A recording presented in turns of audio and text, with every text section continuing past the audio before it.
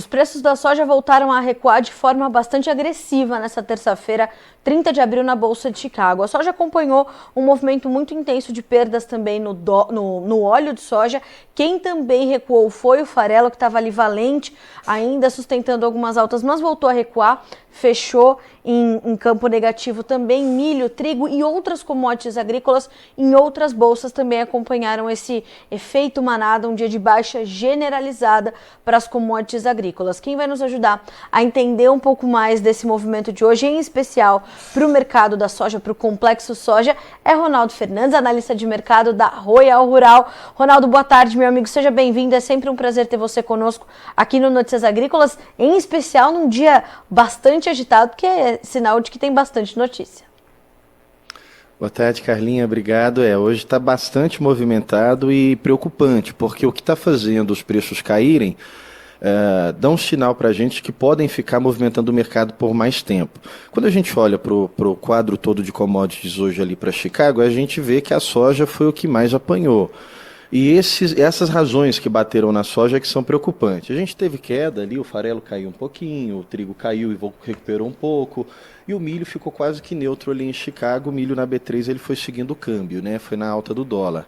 Mas a soja, ela está respondendo ali à queda do óleo, que está sofrendo por causa dos correlacionados, óleo de palma caindo bastante também, por causa de uma exportação menor na Malásia, na Indonésia, e também um sentimento do mercado de que os Estados Unidos vai ter maior oferta de óleo. E aí isso tudo vai batendo no óleo de palma, bate no óleo de soja e vai na soja. Só que a soja ela tem vários fatores, não só a correlação com óleo de palma, não só a influência da queda do óleo de soja, mas a gente tem um feriado amanhã que é extremamente longo.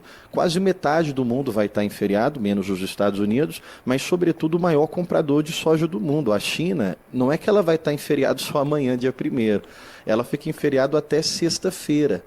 E um outro lado que também acaba repercutindo, a gente está tendo alta dos juros americanos. Quando você tem alta dos juros, não estou falando dos juros, taxa de juros, estou falando dos juros de longo prazo, 10 anos, 30 anos. Quando os juros nos Estados Unidos sobem, é normal você ver dólar subindo e soja caindo, que é a mãe das commodities agrícolas. Então você tem mercado financeiro influenciando para essa fuga de soja, você tem o feriado na China, que vai de amanhã até sexta-feira, e você tem essa situação do óleo, que o óleo de palma está caindo bastante, por o mercado entender que há um risco na demanda do óleo e maior oferta dos Estados Unidos. Um outro lado que também coloca um risco na demanda, e até é interessante a gente contextualizar, Carla, porque o mercado ele nunca tem grandes dúvidas com a demanda. Em alguns momentos, alguns dados ali sugerem que pode vir um pouquinho menor, mas sempre o mercado corrige e sempre os olhares são do lado da oferta. Você repara bem que todas as vezes que a gente está falando de oferta e demanda, a grande ansiedade é saber o que vai ser colocado nas produções ao redor do mundo. O que os Estados Unidos vai produzir, o que são os estoques finais. Não tem muita dúvida a respeito da demanda, porque a demanda você vai medindo ela semana após semana, mês após mês. E dessa vez o mercado está também olhando com certa dúvida sobre a demanda chinesa. Não é de agora, a gente falou isso aqui várias vezes, vocês falam várias vezes, que a produção de carne na China, ela vem de muitos anos sofrendo e vem com margens negativas. Foi agora em março que a produção de carne conseguiu ali ficar com margem positiva. Não conseguiu bons preços, mas conseguiu finalmente margem positiva. E eles conseguiram isso a partir da redução do rebanho. Sim. Diminuindo mesmo os estoques de suíno. Então o mercado entende que para a China recuperar ali no seu mercado interno a saúde econômica do produtor de suíno, ela vai ter que reduzir as importações de carne, ela vai ter que reduzir a produção, matar a matriz mesmo, e isso acaba implicando também na redução de consumo de farelo, de milho. Tanto que nos últimos dados de importação da China, a gente viu que teve um grande salto de compras de sorgo, de trigo. Então isso tudo acaba sendo refletido na soja. Tem o lado da Argentina, que é o maior exportador de farelo, de óleo, tem a situação da greve, a greve vai até sexta-feira, mas a Argentina, ela sempre tem um histórico de greve, seja de greve de caminhoneiros, seja agora greve de portuários, não é a primeira vez. A razão é nova, porque eles estão ali batalhando contra os projetos de controle econômico do Milei, ele quer taxar até alguns salários maiores. É realmente político dessa vez, por conta das novidades políticas que estão sendo rearranjadas por lá. Mas o mercado já sabe lidar com greve argentina. Então, nesse momento, os olhares para a soja, eles estão dentro dessa situação do óleo, dentro dessa situação do feriado da China, mas também começa um receio de que o consumo do mercado chinês não está mais tão claro como a gente tinha nos últimos anos. E aí a gente tem, somado a isso, um clima americano que começa a dar sinais de uma boa produtividade, um plantio bem acelerado.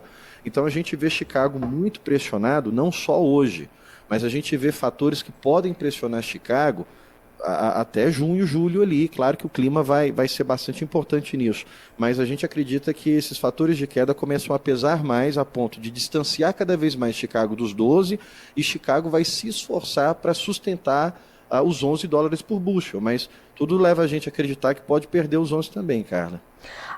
Ronaldo, vamos por partes então, porque nós temos ali uma combinação de fatores, pelo que eu posso perceber, que traz essa reação mais intensa das cotações. Nós víamos o mercado bastante lateralizado, ainda pressionado, mas com perdas um pouco mais contidas, dias mais fortes como o de hoje, mas nós temos então uma série de fatores aí elencados. Quando a gente olha para essa condição do óleo, vamos analisando ponto a ponto. Esse é um movimento que tende a continuar. Você citou essa questão do óleo de palma, realmente as exportações ali da Malásia tiveram uma relação na comparação mensal de diminuição, mas é um movimento que tende a continuar. É sabido que a oferta de óleo de palma está bastante ajustada. O que a gente pode esperar ainda para esse mercado nos próximos dias, nas próximas semanas? Quanto ao óleo, eu não acredito que ele vai ser o fator de pressão de tendência. Quando a gente fala de tendência, é o que fica comandando as cotações a longo prazo. O óleo, ele sempre teve esse costume. Surge um dado, é precificado nesse dia e depois o mercado volta a andar sozinho olhando para as outras coisas. O farelo acaba pesando um pouco mais. Nos Estados Unidos está acontecendo um movimento que não é de agora, meses já está vendo esse volume, que lá é proibido o óleo de palma no biodiesel. Por causa de leis ambientais, eles falam que o óleo de palma tem mais desmatamento. Então, o que eles fazem? Compram muito óleo de palma para consumo humano e usam muito óleo de soja para biodiesel. Então, essa falta de consumo de óleo de palma agora, eu acredito que seja muito pontual, não é nem essa a tendência. Ela acaba precificando e pressionando no dia. Então, hoje a gente está vendo o óleo cair mais de 3% e a soja ela acaba sentindo porque é uma queda muito forte. Então, quanto ao óleo, eu não colocaria esse olhar de preocupação, não. Certo. A minha preocupação quanto à soja, ela vai nesses dois pontos que eu acredito serem os máximos agora do momento que a gente está vivendo. A produção americana, hoje praticamente você não tem mais risco de seca. Toda quinta-feira sai o monitor de seca, e é um dado extremamente interessante e inteligente, porque o monitor de seca ele não é previsão, ele é o que o nome diz, ele monitora o que já aconteceu. Então, você tem ali o cinturão do milho, Corn Belt, e você tem as grandes planícies. As grandes planícies, onde está mais de 70% da produção de trigo, estava sofrendo muito com seca, e nessa semana para cá praticamente já não tem região com seca mais. Corn Belt e a soja, ela pega um pouco dos dois, das planícies e do cinturão, tem recebido boas chuvas, inclusive os alertas agora são de tempestades. Hoje o NOAA emitiu que o Kansas pode ter ali tempestades muito fortes. Ontem já tinha emissão de alerta de que poderia haver tornados, granizos. Então, o cenário americano agora, os mapas mostram muita chuva. E o solo dos Estados Unidos não se compara com o solo do Brasil. Então, quando você tem chuva nos Estados Unidos, você tem uma retenção maior de umidade e esse efeito é mais a longo prazo, não é só pontual. Então, isso já é uma pressão forte para que Chicago não consiga voltar para os 12 agora. E aí, quando chegar julho, a gente tem outro fator a pressionar. Os Estados Unidos, será que vão conseguir realmente plantar esses 86 milhões de acres? Caso seja esse volume, é difícil. São raros momentos que o relatório de maio traz um aumento de área de soja e esse aumento se confirma no relatório de julho. Tudo está dizendo para a gente que esse ano vai acontecer essa confirmação. Eu não sei, mas os sinais que nós temos hoje é que o produtor americano realmente vai aumentar a sua área de soja, vai se aproximar desses 86 milhões de acres, não é o recorde, mas é uma grande área. E aí você tem clima favorável, você tem aumento de área e você tem, paralelo a isso, o maior comprador do mundo dando sinais de que quer fazer substituição do farelo, de que quer fazer substituição do milho. Não pode, não vai conseguir, mas está tentando. E essa tentativa acaba batendo nos preços. Para te devolver, um outro ponto que eu diria para a gente olhar com bastante atenção agora é a bola da vez. Bola da vez agora no mercado de commodities é a Argentina. Primeiro porque no ano passado estava fora do jogo e esse ano volta pelo menos para a sua normalidade. E a normalidade da Argentina já é um grande concorrente para o Brasil, para os Estados Unidos. Um ponto básico. A Argentina ela não exporta nada de soja in natura, mas exporta muito farelo, e o farelo acaba limitando a alta de soja. Outro ponto, em 2019 foi o recorde de exportação da Argentina. Eles exportaram lá 10 milhões de toneladas de soja in natura. O dobro do que eles costumam exportar. A média é 5, 6 milhões de toneladas por ano. Só que no ano passado eles exportaram 1,8, menos de 2 milhões de toneladas. Então esse ano pelo menos 4 milhões de toneladas a mais do que eles exportaram no ano passado, eles vão entregar para o mercado. Eles vão tirar esses 4 milhões do Brasil ou dos Estados Unidos. E os números de abril foram bem esclarecedores e um pouco preocupantes para o mercado de soja no Brasil. Abril trouxe um novo cenário para a soja brasileira.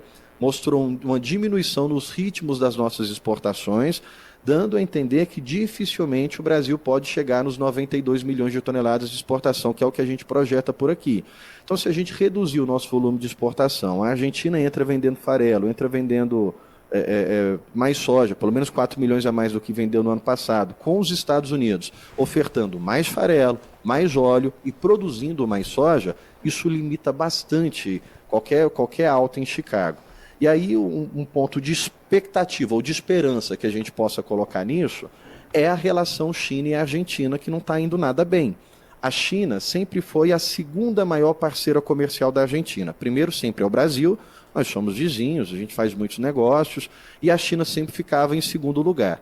No mês passado, a China perde o segundo lugar para a Europa, porque o governo Milei já tinha dito que queria afastar de governos comunistas, que ele é um governo liberal, que ele ia se aproximar mais dos Estados Unidos, de governos que ele entende que tem mais alinhamento com a sua visão política. E aí a China para de ser a segunda maior parceira comercial da Argentina, e de 2019 para cá, a Argentina pegou mais de 19 bilhões de dólares de empréstimo com a China. Inclusive o Fernandes falava, a gente está criando a Argentina, porque é verdade. A Argentina era o país que a China mais da América Latina, sobretudo, que a China mais botava grana, mais investia.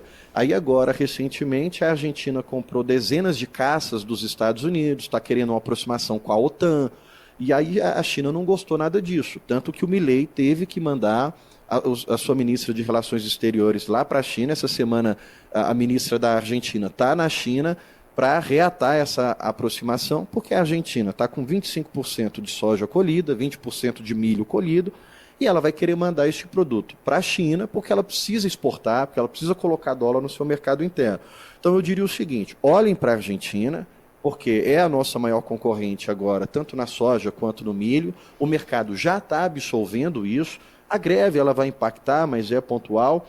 E a nossa expectativa de preços não caindo, pelo menos na soja no Brasil, ela vai muito mais atrelada agora do câmbio do que o que a gente tinha de evolução de prêmio de Chicago. Chicago já parece, para mim, Chicago já começa uma inversão, querendo perder esses 11, vai resistir bastante para tentar ficar pelo menos na casa dos 11.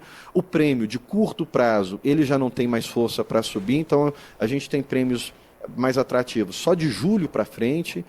E aí eu diria para olhar preço Porto. Olha preço Porto, sempre que o preço Porto tiver 130, um pouquinho acima de 130, eu acredito que seria ponto interessante de venda, porque dificilmente vai conseguir manter e romper esse 130 por muito tempo, Carla.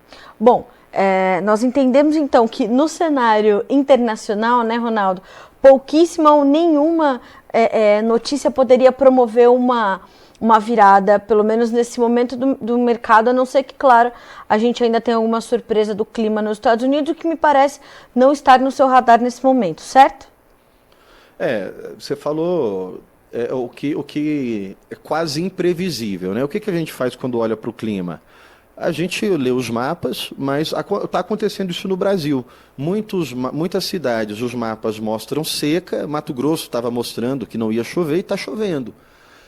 Então o clima dessa vez ele não está surpreendente no sentido negativo, ele está surpreendente no sentido favorável à produção. Sim. Então é claro, a gente tem nos Estados Unidos a temporada de furacão, pode ser que isso dê um problema lá que trave os portos e aí o nosso prêmio suba, embora isso faça Chicago cair, porque trava a soja e o milho no cenário americano, mas favorece os prêmios. Então o clima, ele é esse fator que tem esse poder de mudar o rumo das coisas, mas a gente não tem poder nem de muita análise. Você olha todos os mapas, você tem modelo europeu, americano, canadense, australiano, japonês, a gente olha tudo, mas a gente é um mero espectador do mapa, você não tem grande poder.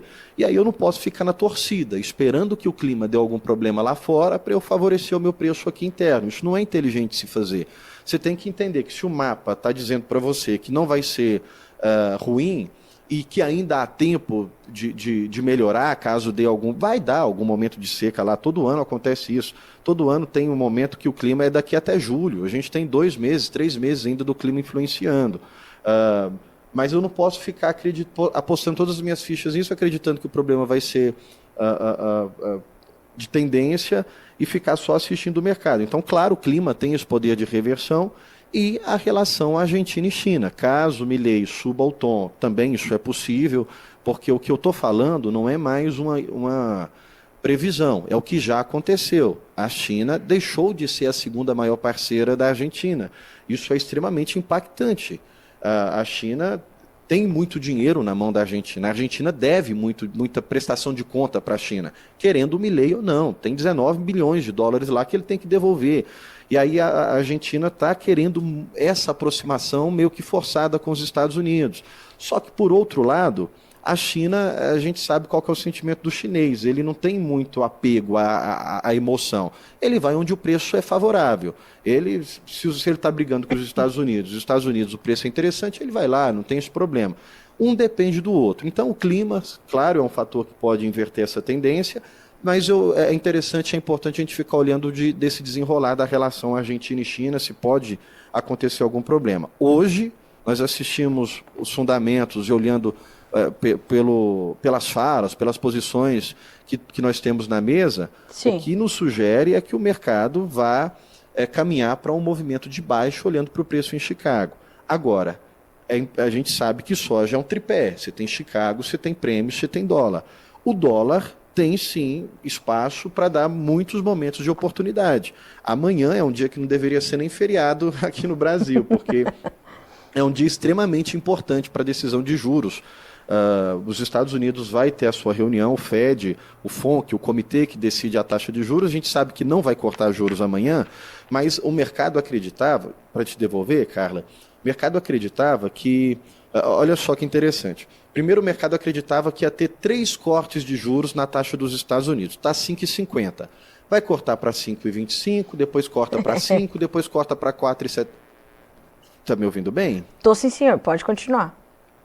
Mercado 5,50, o mercado acreditava. Em julho corta para 5,25, depois corta para 5, depois termina a taxa dos juros em 4,75 no final do ano. As coisas começaram a andar diferente do que o mercado esperava, a inflação dos Estados Unidos não deu sinal de recuo, pelo contrário, dando sinal de que pode voltar a subir. O mercado para de apostar em 3 cortes, começa a acreditar que vai ter um corte só em setembro. A gente tem o dólar vindo para 5,20. Hoje, o mercado mudou as suas apostas, por isso que a gente está vendo essa alta de mais de 1%, voltando para 5,25. O mercado passou a acreditar que vai ter só um corte agora no mês 11, não mais no mês de novembro, agora só no mês de setembro. Só agora, em novembro, que o mercado acredita que vai ter um corte de juros. E essa fé, ela não é nem tão firme. O mercado pode, a depender do que o Jeremy Powell falar amanhã, o mercado pode começar a apostar que não tem mais nenhum corte esse ano e que, ao contrário de ter corte, pode falar em alta de juros.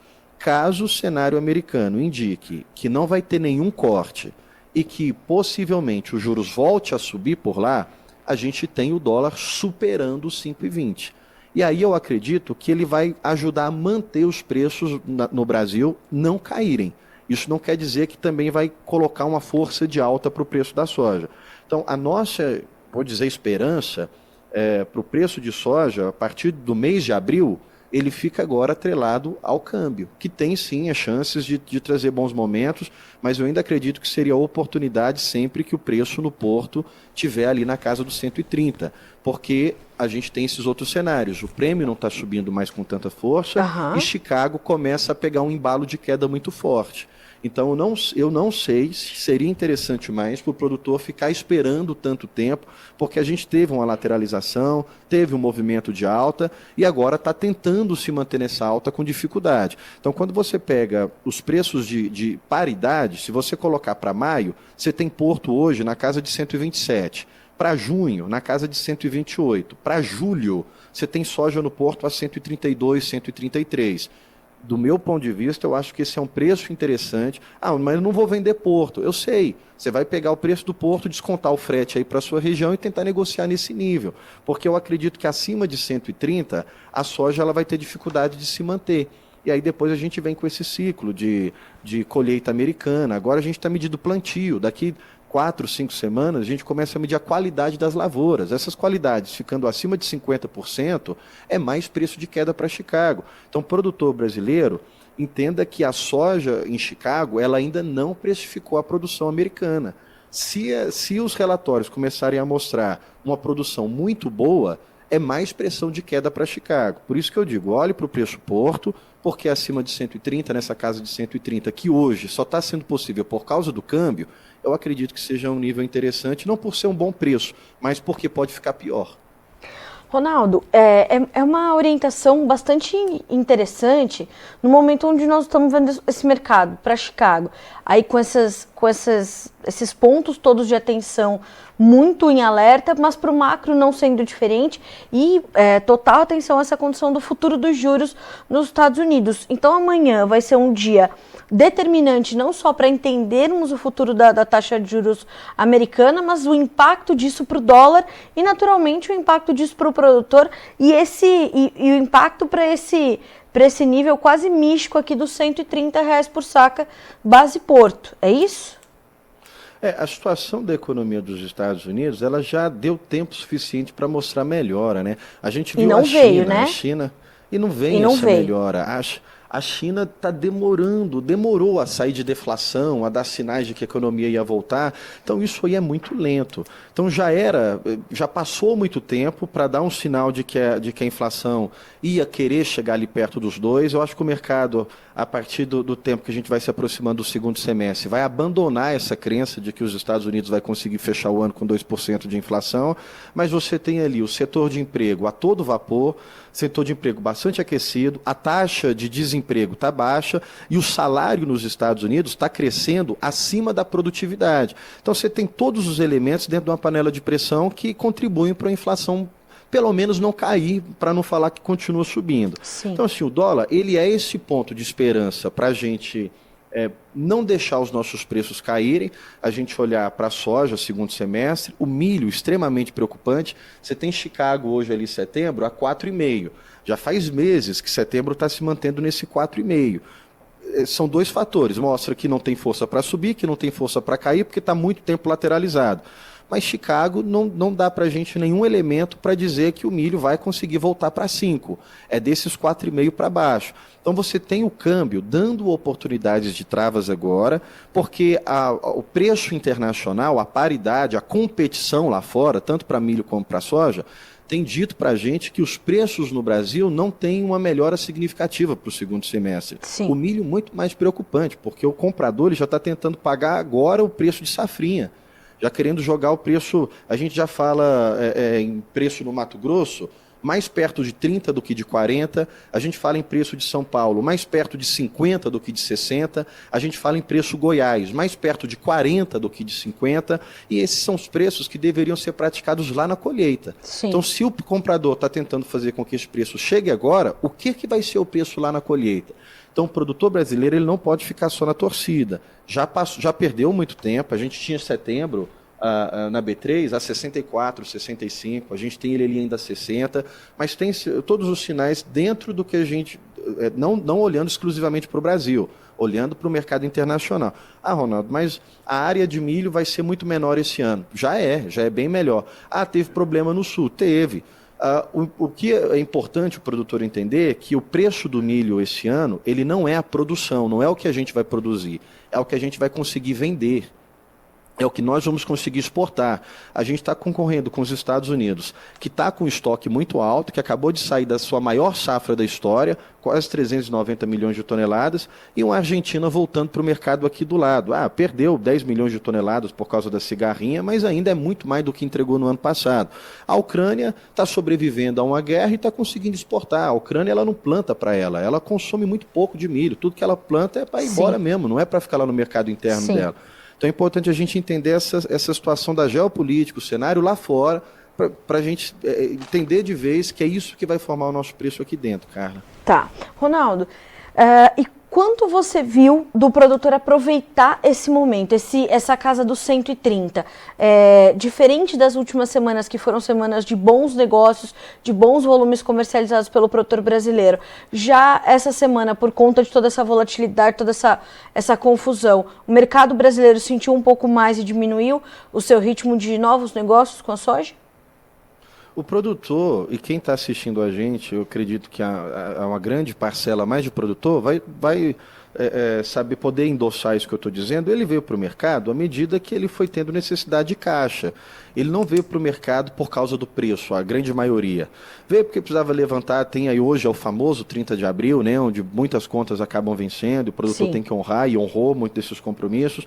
Então, as movimentações que a gente viu de negociações não foram pensando em preço. Foi muito pouco que eu vi um outro falar, eu acho que o preço já está bom, acho que não melhora. Não é que não está bom, eu acho que o preço não vai melhorar mais, vou acabar vendendo. Uma grande parte veio por causa de necessidade de pagar mesmo, de colocar dinheiro no bolso. Então, eu acredito que não é o momento mais de pensar só na necessidade de dinheiro.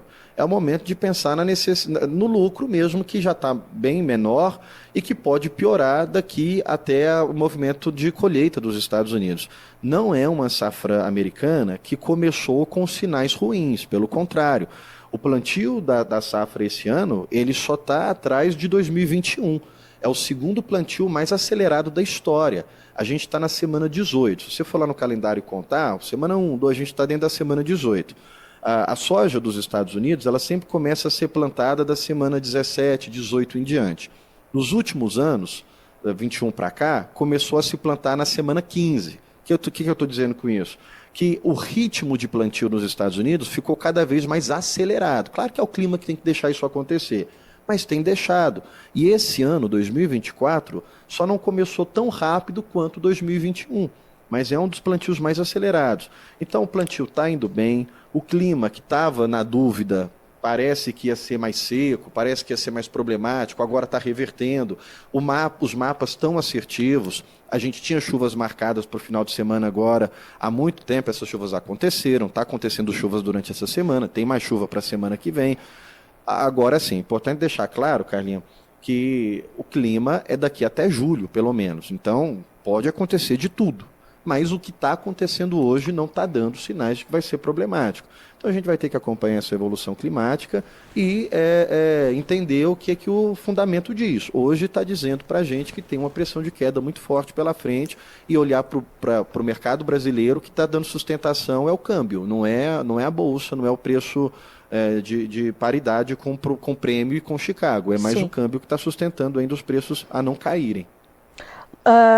Ronaldo, quando a gente traz esse pedacinho aqui da sua fala, que você fala que os prêmios já não estão subindo mais de forma tão intensa. O que está voltando a travar os prêmios no Brasil? É uma oferta de soja um pouco mais abundante nesse momento, apesar das quebras que tivemos na temporada 23-24? É uma demanda um pouco mais contida? O que não permite com que os prêmios subam como vinham subindo também no último mês, nas últimas semanas? O prêmio ele tem uma teoria, é uma literatura que você usa para explicar. O prêmio é para regular a diferença de praças. Está ali muito do prêmio ao frete, ao custo portuário. Na verdade, a prática mesmo, o prêmio é o apetite do comprador. Essa que é a verdade quando você vai realmente fazer negócio, porque você vê o prêmio subindo quando... mas às vezes o prêmio sobe quando o produtor não oferta. É porque o comprador está naquele momento interessado. Então não tem oferta no momento que o comprador está no mercado. Não adianta não ter oferta no momento que o comprador reduziu a mão, está olhando para outros mercados. Então o prêmio, na prática mesmo, ele acaba sendo isso. O termômetro do apetite, o tamanho da fome do comprador. Então a gente acreditava que a China ia ter uma grande fome porque o setor de carnes, mesmo ele vendo negativo, ele só crescia. Só que agora não. Agora parece que o produtor de carne chinês, ele entendeu, peraí, não dá mais para fechar a conta. Desse jeito, o mercado já não se sustenta. Então a gente reduz as importações e a gente reduz a nossa produção, ou a gente não vai conseguir mais se manter. E isso também tem impactado. Agora, olha para você ver que interessante, coincidência ou não, eu não posso dizer que isso está relacionado, mas eu posso dizer que isso aconteceu. A gente teve no mês passado a divulgação do acumulado das importações da China. A China reduziu as suas compras, de uma forma geral, dos produtos em geral, em 34%. No mesmo período em que a Argentina vendeu 24% menos de produtos para a China. Então, olha só, não quer dizer que a Argentina é responsável por todo esse tamanho de compra da China. Mas hoje a China mostrou para o mundo inteiro que a Argentina é um importante player e que ela vai estar olhando para lá. Então a gente tem uma grande gama de concorrência. A gente tem os Estados Unidos brigando conosco, a gente tem a Argentina brigando conosco, que não estava no ano passado. Por que a gente teve preços exorbitantes, 180, R$200 em algumas regiões? Porque o Brasil ele estava quase que surfando uma onda sozinho ali, teve as razões da geopolítica, a gente estava ainda em ressaca de pandemia, teve uma série de razões, mas que o Brasil era a bola da vez em todos esses momentos. Nos 2 últimos anos o Brasil foi a bola da vez. Esse ano não está mais na nossa mão o jogo. Então esse ano a gente tem muitos competidores, tanto na soja quanto no milho. Então é olhar para a economia americana, e é olhar para essa relação Argentina e China, e é olhar para o consumo da China. Eu particularmente, eu vou falar aqui como se a gente estivesse trocando uma ideia bem informal, viu, Carla? Sim. Até não é para ninguém levar essa conversa em consideração para tomar nenhuma decisão. Eu particularmente, eu duvido muito quando fala assim, a demanda vai cair. É muito raro de acontecer isso. Verdade. Eu sou muito cético a apontar que... Só que eu tenho que olhar com o olhar do mercado. Eu tenho que ver e entender o que o mercado entende. Eu, Ronaldo, eu acredito que isso é pontual, que a demanda pode voltar. Só que enquanto o mercado não entende isso, às vezes o efeito ele fica por longo prazo. Sim. E não é 1 mês, 2 meses, é até o final do ano. Então hoje o mercado está querendo entender, já está começando a colocar isso no preço, de que a demanda está ameaçada. Eu não concordo, mas o mercado está começando a fazer essa leitura e o impacto dela ele não é pontual, ele é a longo prazo, ele forma tendência. E onde que isso vai ser sentido? Especificamente em Chicago. Então, se você tem um risco na demanda, seja ele real ou não, mas pelo menos na compreensão e no entendimento existe, e se você tem a oferta não sendo abalada, a gente está falando de queda de preço de soja em plena quebra de safra brasileira. Exatamente. Então, se o produtor não entendeu isso, não quer entender isso para o milho, mas vai ter quebra na safra do milho. Olha o que aconteceu com a soja. A queda foi em plena quebra, porque não é a nossa oferta, não é a nossa produção, é o que nós vamos conseguir vender. Então, hoje, a Royal ela está entre uma das mais... Ela está em torno das mais arrojadas no volume de venda de soja. A gente ainda estava acreditando em 92 milhões de toneladas a serem vendidas esse ano. Com o desenrolar de abril, com o que nós vimos com o movimento de negociações de abril, não é que foi drástico, não é que caiu muito os volumes de venda, mas caiu, o ritmo diminuiu, o ritmo de abril diminuiu e as negociações que rodaram para o mês que vem também foram menores. Então hoje a gente já começa a ter dúvidas se a gente vai conseguir atingir os 90 milhões de toneladas. Então, eu vou repetir de novo, não é o que a gente está produzindo, tanto na soja quanto no milho, ou não é o que a gente vai deixar de produzir. É o que a gente vai conseguir vender, porque a gente tem um risco de ficar com produto no mercado interno, porque não mandou para fora, porque nós temos muitos competidores esse ano. E vai lembrar, Carlinha, para te devolver, que essa semana é feriado prolongado, na China, só volta sexta, a gente tem um movimento, não é dia de ficar 100% descansado amanhã. Amanhã, fica olhando aí nas... Notícias Agrícolas tá de plantãozaço. Pode ficar tranquilo, então que amanhã fica de olho, vamos trazer. Porque amanhã tem falas de taxa de juros e na semana que vem tem relatório do FDA. E é um dos relatórios mais importantes do ano, que é onde ele começa a apontar a safra 25. Eu acho desnecessário. Mas também em maio, 24, ele começa a trazer as previsões de 25. Eu acho excesso de informação.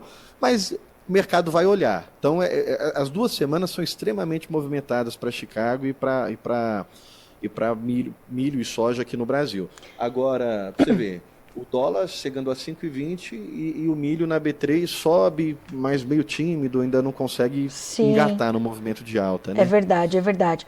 Bom, a gente vai acompanhar tudo isso muito de perto, sempre com as suas análises muito completas, muito assertivas. Obrigada, meu amigo, sempre bom ter você aqui no Notícias Agrícolas, em especial dando esses toques importantes para o produtor quando se trata dessa relação de preços ali para o porto e as oportunidades de negócios que o produtor ainda tem e precisa estar atento a elas. Isso vale ouro para a nossa audiência. Obrigada mais uma vez, Ronaldo. É sempre um grande prazer receber você aqui no Notícias Agrícolas. Portas sempre abertas para você e para todo o time da Royal. Obrigado, Carlinhos. Eu vou terminar só rapidinho, que eu acho que eu falei demais hoje, estourei o tempo aqui. Só dar uma mendigada, pedir para o pessoal seguir a gente lá no Instagram, royal.rural. A gente tenta manter os nossos seguidores informados também. Tá certo, e ali tem muita informação importante também, né? Sempre, diariamente, tem ali as atualizações importantes, análises também importantes, insights do mercado, vale a pena. Com certeza já está angariando aí um número a mais de seguidores depois dessa entrevista, Ronaldo.